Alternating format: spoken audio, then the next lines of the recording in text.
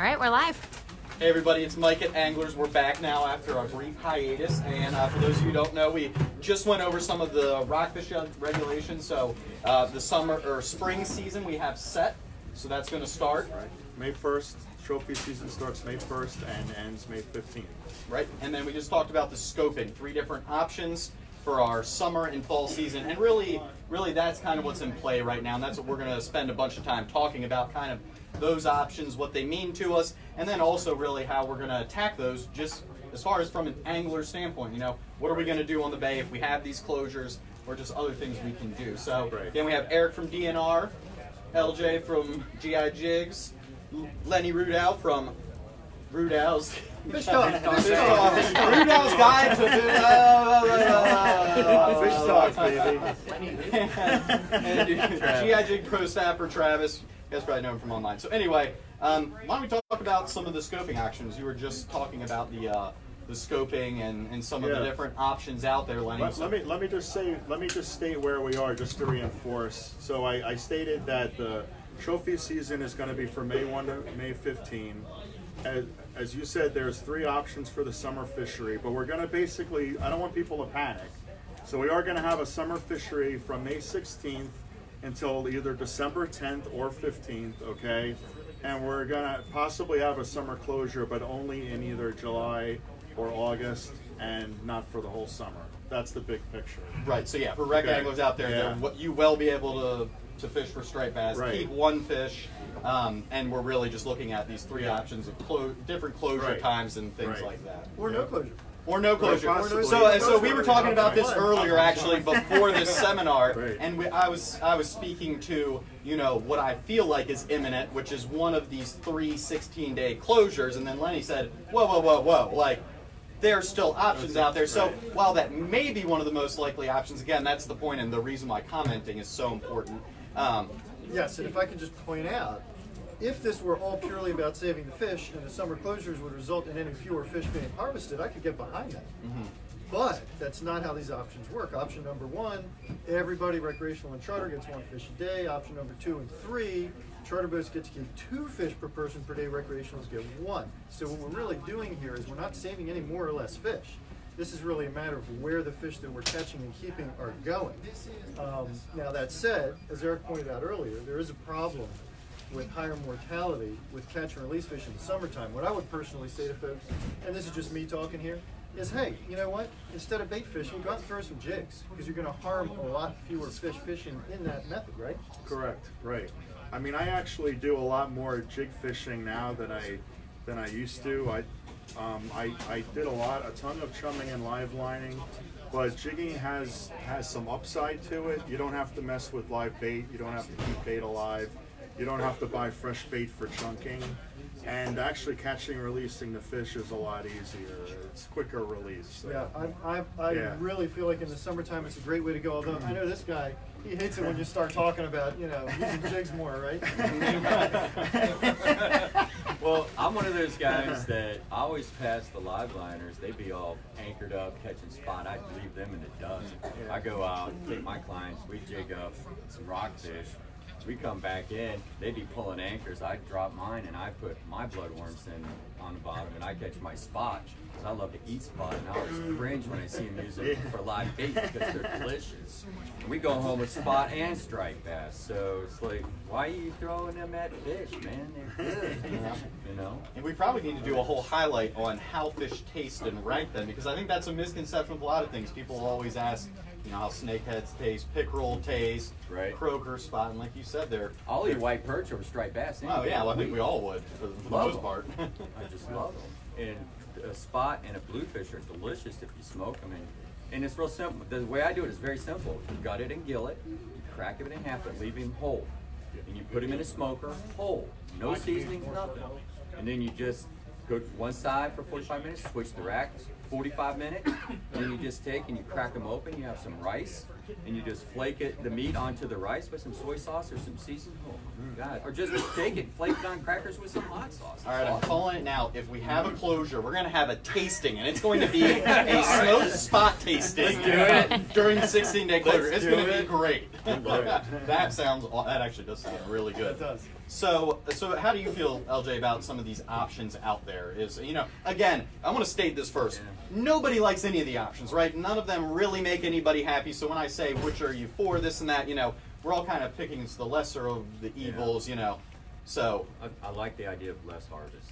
I think we gotta come do some things. We're harvesting too many fish each year. I mean, I believe that for years and years and years. I've always said we harvest so many fish. It feels like as a charter captain, we're writing rules and regulations against me, because all people really want to do is be able to go out and catch fish. Right. That's it. Catch and release procedures with that quick release that I was showing everyone in my seminar is fantastic. You don't even touch the fish. You don't cut your hands up. None of that stuff. You don't get that disease from your cuts. That's a whole nother story. But if we could just harvest fewer fish each year and grow the population, that's Lenny. If we could grow the population, that would do everything to make me happy. I don't feel that as a charter captain I deserve 2 fish and the wrecks deserve 1. We're all into this together. I also think that when we're harvesting fish, why is it when I'm using my rec license surf fishing, I can only have 2 rods? But you could jump on my boat and I can put 30 out the back of that thing with 3 people in it if I can do that. And it makes it like 2 a person. What's the deal? Make it consistent. Let's just do this thing to protect the fish, grow the population, keep it simple. So I would agree with all that. I would like to ask Erik, as a result of the regulation changes, regardless of these options, we are harvesting fewer fish. Can you give us the percentage number? Well, we're trying to, basically, we are trying to get everything reduced by 18% across the whole season. So that's the goal, is we're reducing harvest by 18%. Now, as we reduce recreational harvest by 18%, how much is the commercial harvest being reduced? It's being reduced by 1.8%, I believe. 1.8%. So it's being reduced, but not by a large percent. Yeah. So Lenny's kind of also implying something too, which he talked about earlier, which is, as well as these comments aren't necessarily, and what happens this year also plays into what's going to happen next year and the year after. So a lot of this is setting precedents as well. So this is a big deal, because this is probably the biggest change we've had since the actual rockfish moratorium in the 80s and 90s. Right. And as Lenny spoke to, as far as overcatching fish, of course there's tons of different things that play into it, different states, weather things, but the reality is, it's like, look at us all up here with all these fancy lures and things, and now you can go on social media and you know where the fish are and you know how to catch the fish. They're used 20 years ago, and unless you were in the know and you knew certain people, you didn't know where the fish were and this and that. Now it's, we all know how to catch them, we all know it, which is great. It gets more anglers involved, gets more youth people involved, because they can be successful, but like you said, in turn, it also has these downsides where we're harvesting a lot of fish, and a lot more, there's a lot bigger group of people harvesting them, whereas in the past it was a small group of people harvesting most of the fish. And that still exists. I would still say 10% of the anglers catch 90% of the fish, but I think it used to be even more like, 2% of the anglers caught all the fish. So it's definitely been an ongoing problem along with other stuff. I was going to say, we're also just trying to do some basic angler education. So we talked about these jigs. They have the nice, clean, single hook, easy for catch and release. I talked about circle hooks. I'm getting a little tired about talking about circle hooks, but again, if you are a bait fisherman, try the larger 8/0 circle hooks. That'll minimize gut hooking. And then, inline. So we also have been, this is a cotton Cordell pencil popper. Right. Nice. Yeah, that's a good lure. So John Page Williams and Chesapeake Bay Foundation, they were talking about something called Careful Catch like 10, 15 years ago. And they were sort of ahead of the curve. They said, on your surface plugs, take off the trebles. They come with 2 or 3 trebles, which is a mess, and the fish is thrashing around. This makes it easier on the fish just to have one single hook on a top water plug, and it's an easier release. And we're trying to educate folks on that now and pick up where folks left off with Careful Catch. So Here's that release tool area. Yep. They're very inexpensive, $5-7. Just grab it here, grab the leader, put the leader below your hand, pops right off, goes right in the water, never touches the fish. It is pretty amazing. No trailer hook, so it's not going to fall up or flop and go grab your wrist either. So So we're kind of diving into a subtopic, a little bit, like angler personal responsibility. A lot of people are going out and they're not really waiting for DNR to make the regulations that they feel will help the fish. They're just doing it on their own, and that's something that we can do. I think a lot of it that got us in this situation is the conservation equivalency, right? So we had the Atlantic States gave us the one fish at 18, and then Maryland had an option to come back, and that's why we have option, I think, 2 and 3 on the table now, right? Right, So- that's right. Well, Correct. Right. So what are some? Let's talk about what's a positive thing that can come of this. So like we take these closures, right? We do our one fish, and let's say maybe it's not as heinous as Lenny is making it out to be, as far as whatever we gain, we lose. Like what do we hope? What are we all hoping we see in 2 or 3 or 4 years? better science. That would be A Right. big part of the problem here is that there's a whole lot of guesswork involved in how many fish we're actually killing. How many people out here know what the supposed rate that's used to calculate release mortality? Fish you let go that die. Those are counted against us, right? They're how many? What's the percentage? 9%. 9%. Correct. Right. Now, if you read the study that is cited, that's Diodati and Richards. It specifically says in the last paragraph that this study is not designed, it is not sufficient to calculate catch and release mortality. It says it in the study itself. But it's the best available science. And we are required by, the DNR is required by law to use the best available science. Even if it's 30 years old, and even if the scientists who did the study said, whoa, don't use this to make any calculations. Now we also have a handful of studies that were done in Maryland which show very different things, but they're a little more specific in nature, like Right. the flats catch and release. However, those are also, how old now? 30 years? Yeah, they were 20 years. They were done in the late 90s, 20 like years, okay. 98, 99. Okay, so Right.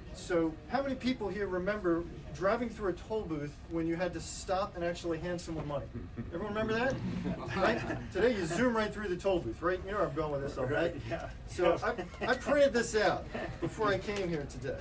Okay? It's a really simple diagram on acoustic telemetry. It's based on the exact same technology that they use to count your car as you go through a toll booth. Except here they tag fish. They put out receivers, I don't know the proper technical names. Right. Fish Right. swim around, and the scientists can tell what the fish are doing. I'll leave this up here if anybody wants to look at it. That's an actual study that was done on cod catch and release mortality. If a fish is caught and released and it dies, what happens? Well, it doesn't go anywhere. It flatlines on the graph, right? They have the telemetry to show this is a dead fish. If the fish goes up and down through the water column, they can follow it, they know it survived. They do a few hundred fish, they do some in hot water, they do some in deep water, they do some in cool water, they do some fishing with bait, they do some fishing with lures. Poof, a year later, they have really, really good, solid, accurate science on how many of the fish that are caught and released died. Now, when they began this study, they were trying to be conservative. They were calling it 100% release mortality. Everyone got very upset at that because everyone knows that's not accurate. So the next year they moved it to 70%. They did this study and they found that overall it was actually around 86%, right? So that had a big effect on how the regulations were set up. Why don't we have this science in Maryland? We should have this for rockfish, and it's not stupid expensive. I spoke with a scientist who performed that study. He said it costs a couple $100,000. Dude, Sure. why haven't we done this in Well, I mean, I think I don't know if we can do this right now, but we can maybe get there eventually. Generally, I'm 100% for better data, so we're always trying to refine our surveys. And actually, I mentioned in my talk earlier today, we really would love more participation in our volunteer angler survey, so we have better data on actually what fish are out there, and in particular the released fish. What size are the fish that are being released and how many are being released? That's also helpful data. The acoustic telemetry, it's definitely being used academically with some of the universities to track fish movements. Again, it's just a question of trying to get the will the political will The and political the budget will. and the budget So together. let me Right, dovetail right. on that and just Yeah. point out, That's the I'm Yeah. specifically asking everybody who comments on options 1, 2, and Right. 3, simply put a note in there. We demand better science. We citizens, we fishermen, we want better science. Yeah. Will it accomplish anything in these comments? Probably not. But they'll start to see this pop up. And as we press this issue down the road, people are going to realize, the politicians are going to realize, hey, we got to actually pay attention to this guy. And we are all in the same boat, right? Recreational anglers, charter boat captains, commercial watermen. We are really in the same boat. And really, what ends up making this a hot button point is what Lenny is saying, is because you have an analytical map equation that says this is what recreational anglers kill. You got commercial anglers where it's just like whatever they tell us they kill is what they killed. Like, so they're not apples and apples. They're and it's not because the commercial guys are doing something bad. It's not because the recreational guys are doing something bad. It's just the processes aren't in place, and so in turn, everything ends up being hearsay. You can make arguments, you can read arguments that are, I could read probably 4 different articles that go against everything Lenny said and cite science. But Right. is it real science? Is it not? I mean, That's debatable. exactly. So I think Lenny's got it right on as far as the technology point. I mean, I would hope that, it seems like, I always feel like, we lose something if we lose a season, anglers loses a bunch of money, right? But we all want the fishery to be solid, so that's worth it. But as we all know, it's kind of like we all feel like it's only worth it if we're all doing our part. So I think that's what Lenny's alluding to too. Is it's kind of like, hey, I'm good with catching one fish and having this and that, but are we all in this same boat? And as Lenny's implying, maybe there are some people who aren't in the same boat as the Rex and this and that. So it's just a lot of different angles and ways of looking at it. But I think you're right. Better science and even science would obviously, there would be a lot less back and forth and just name shouting and, oh, this is this and this is that. Because I really do feel like the intention of everybody is to have a strong striped bass fishery and population. That's the end goal for everybody. We all want that. In 5 years, we all want to say, man, this is ridiculous. Like, I can want to go say out. fishing's getting good. Right, yeah. Man, it's better than it Yeah. was And I last think year. that's the fear when the best available science is giving us an April closure that are those 3 or 4% or whatever it is fish really there. Like, we're saving fish that didn't exist. So when we get the science a little bit better, that'll be great, because right now they're meeting people at the ramp and they're asking them how many fish they caught. Well, what do fishermen do? Oh, I caught 100 fish. They might only caught 20 fish. So you're just going off what people say. And Yeah. Right. But I will say too, as far as just a positive outlook on things, like this circle hook thing that just came about and the changing live line, like people don't realize that has made a huge difference. As someone who sells them and talks to anglers and has switched to using them in almost every way, shape, and form, like it is saving a lot of fish. And just like again with the talking about, we're educating anglers, they're getting better at catching fish. They're also getting smarter, like you're saying, and they're the releases are getting better. So you're ending up with a lot, Right. Anglers who are educated doing that. So I do feel like as a whole we're all doing a little better through a lot of different things. Right. Probably just not quick enough. Right. I joke that I'm getting a little fatigued of talking about circle hooks, but they do work. And I started presenting this information 2 years ago, and there is a learning curve. So you can't set the hook like you can with the J hook. You got to let the fish take the bait, and then just put steady pressure on the line, or leave the rod in the rod holder to get that hook to set in the corner of the fish's jaw. So yeah, there's a learning curve, but I think that they're effective and they're a good tool. They're one tool in the toolbox. I'm all for technology and better data. Lenny mentioned I almost said Rudy because he was the catch and release guru. He worked on circle hook testing and catch and release at DNR, and I was one of his assistants. But technology, Lenny, you mentioned the 2-fish option for charter boats. They only get that option if they participate in the electronic monitoring. They call it the FACS program. So that's another way to get better data. It's being used with some success with red snapper in the Gulf. and in some other areas along the coast. So just on the technology bandwagon there. And it's actually really easy to use. I've fished on a boat in the Gulf doing that. Right. It's just a matter of you caught a fish, you click the touchscreen. Correct. Yeah. That's it. It's just a quick and That's easy great. report. It works Right. very well. So let's talk about something a little more fun. So let's do this hypothetical. There's a closure, right? And it's the end of July or early August. Yeah. What are you guys doing? What's our top 3 things you're gonna do in the bay? And it can't be not go fish in the bay, because that would defeat the purpose. I mean, for a lot of people who live in areas, Chesapeake Beach and south, that's pretty easy because there really aren't a lot of rockfish the last few years to target Right. that time anyways. So most of us have switched over to bluefish, Spanish mackerel, red drum. Some people go a little further south and dabble with cobia. There's other things to fish for. You know, you don't have to focus primarily on rockfish. There's Yeah. lots of other Yeah, things. and, Right, and I right. think a lot of people shouldn't be afraid of these other species. Like the techniques that we use to, especially like snap jigging for rockfish, like those are universal tactics that work for most fish. So you know, you hear cobia, this and that. It's really like if you can just find them, maybe you have a little different size bait or weight, but you're essentially doing the same types of things. So Lenny, what are you going to do? What are you going to do at Thomas Point? Well, so at Thomas Point, probably go perch and spot. You know, one of the things that a lot of people forget about is if you put bloodworms on a bottom rig and drop it on oyster shell, you do not know what you're going to catch. Right? You'll Right. get all kinds of stuff. I mean, I've caught black sea bass at Thomas Point on bloodworms, spot, croaker, flounder, sea trout, speckled trout, and weakfish.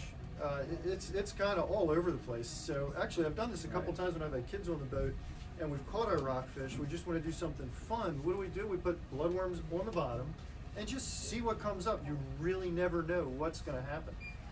Cobia is going to be a big thing. A lot of people have been going And for there's them some the last side couple years. concerns that There there's going are to be absolutely the right. next species that Right. could possibly get hit if everyone shifts A there lot too. of- a So lot of- they're looking at A lot of people are worried about the pressure and the competition. Yeah. I think the fishery. We have very restrictive regulations. Yeah, in Virginia already, as a rec angler, if I go into Virginia, I have to apply and I have to report. And if I don't report, I don't get to fish again as a rec angler. Wow, that's good. Yeah. So cobia is another So one. it's like one fish at 40 inches, I believe. One Is per that person, correct? up to 3 per Right. boat per day at 40 inches. Yeah. Yes. Yep. Which just 3 years ago, maybe 4, the state of Maryland Right. had no cobia Right, it regulations was at all. unregulated. Right, Right. Zero. right, Nothing. Right. So, Yeah. but you Well, know, we're trying to evolve. Trying to, yeah. the third one I'll add to the list is the blue cats, which I know you want to get Yeah. into. Oh, I yeah. know the DNR I wants us to love catch that, them. yeah. The blue cats are, hey, you know what? They're cool fish. There's Right. tons of them available. It's pretty KISS fishing, right? Put them Yeah, on the bottom keep it and wait for it to simple. get eaten. Yeah, And they're tasty. I think Correct. they taste Very great. Yeah. tasty. Well, yeah. And I mean, think yeah. big hunting, head hunting for those is going to be the big thing now. So like we get complaints, people are like, oh, I'm catching all these catfish, and it's because they want to catch striped bass, but it's kind of also these cookie cutters. But it's like the next step is people finding these holes where we're catching monster catfish, and a Right. lot of these catfish came, what was it, 3 years ago when that dam was open forever and all that. So Correct. you would have to Yeah. think that over the course of these years of spawn and growing, that we're gonna start seeing some really, really nice fish. Right. So yeah, I got to get in my blue catfish plug. Thanks for that. Thanks for the segue. So yeah, because of the wet conditions back in 17 and 18, the blue catfish expanded their range all the way up to the Conowingo Dam, or just below the Conowingo. So right now I have a guy that's been chunking Menhaden bunker, for blue catfish since November. He's been doing above the I-95 bridge in the Susquehanna River with a little John boat or his buddy's tracker bass boat. And he's caught, I think, 70 blue catfish up to 35 pounds. And it's only a matter of time before he gets into a 40-pound fish, probably. And he says at this point, that's all he does. He says it's more fun than fishing for rockfish. I don't know. I mean, that's debatable, but it's a great hard-fighting fish. It's really a good eating fish. So that we got that in addition to the long-running Potomac fishery. My buddy was catching them on New Year's Day, literally, like right below Great Falls, chunking from the shore with some herring that he bought at the fish market. That was like his New Year's Day fish, was chunking blue cats from the shore. So like they're pretty much a year-round fishery. and we're promoting that heavily. One last thing on that, we're promoting blue catfish tournaments, and we're trying to get everybody involved from kayak anglers all the way up to charter boats, because in some of these deep holes, charter boat guys can fish, even if they have a larger boat. So just for all parts of the fleet, ranging from the shore guy to the charter guy, we'd like to see more blue catfish tournaments, because they are an invasive fish, and they have an impact. I mean, they eat yellow perch, white perch, river herring. They eat pretty much anything. So they're having, they're impacting our ecosystem. Absolutely. So LJ, your last 10, what are you doing? Well, I mean, we just took all the species and all the different kinds of fishing, so what do you got left? you actually left some that I'm interested in. Yeah. And I've just I'm going to have a spot lock installed on my boat. Yeah. It's in my basement right now. It's going to get installed next week.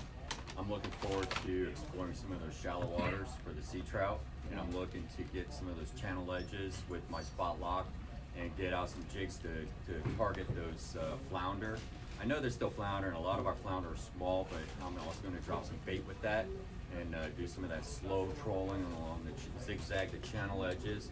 Like I said in my seminar, I'm pulling out Lenny's old books. You gave it all up, brother. Yeah, there's I mean, some those detail in spots there. aren't dead.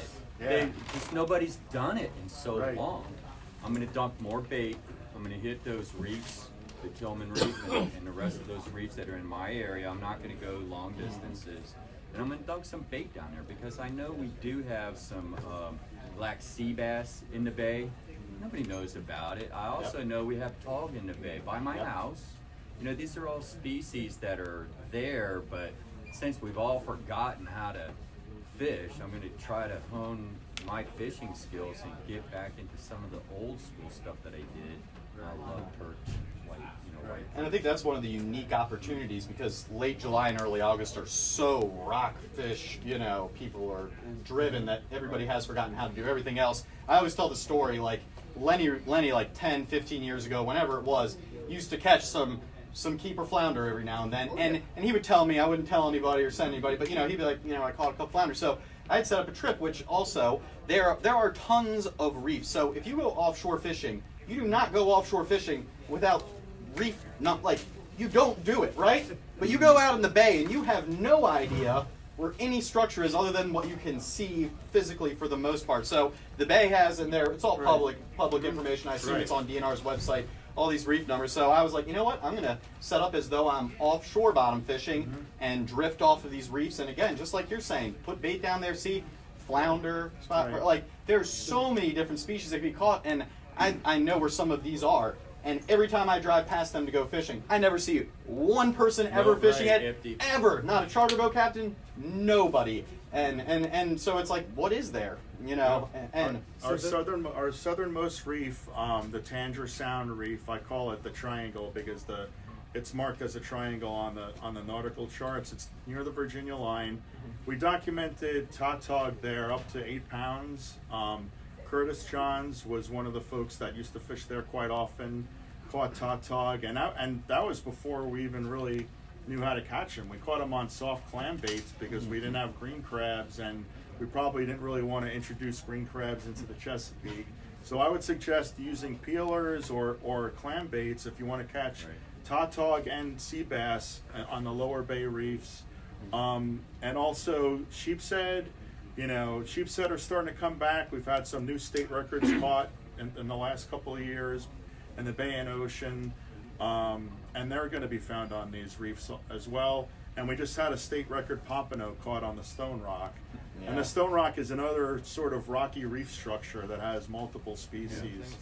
So there's a lot of fish in there. And things are changing on the bay rapidly. Everybody who fishes on the bay knows, we have dolphin that just are here, it's like, if you had told me that as a kid, I'd be like, no, that's the most ridiculous thing I've ever heard. So I feel like, we are seeing these different patterns of fish coming up, and it's interesting. And there's also another small fishery called snakehead that's apparently starting to gain some traction. So that also may be something decent we're trying out there too. Right. Well, anyway, I don't want to hold anybody else up. I think this was great talking about all this stuff. Again, like Lenny said, though, we could probably do this for 4 more hours going back and forth. But again, as Lenny said, make your voice heard. Comment. Your comment doesn't have to agree with his comment, but comment in general. You know, educate yourself because it's important. The fisheries for all of us, everybody here. So thank you guys all for coming out too. I really, really appreciate you guys taking time out and joining us. And thank you guys all for coming out too. So if you guys have any questions or anything, feel free to come up. Thank you guys for tuning in as well. I think we're done.